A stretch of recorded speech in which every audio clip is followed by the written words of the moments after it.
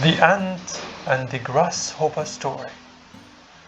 Once on a bright summer's sunny day, a grasshopper was singing when he saw an ant working hard to collect food.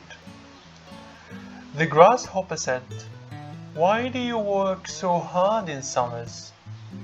Summers are for fun, relaxation, and enjoyment. Come, let us sing and enjoy." But Ant said, "I am collecting food for the winters, and I recommend you to do the same." Grasshopper said, "We have got plenty of time of food at present. Why bother about winter now?" The ant ignored him and went on its way. When the winter came, Grasshopper had no food to eat.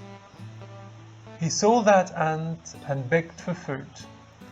But she said, "When I worked hard, you enjoyed."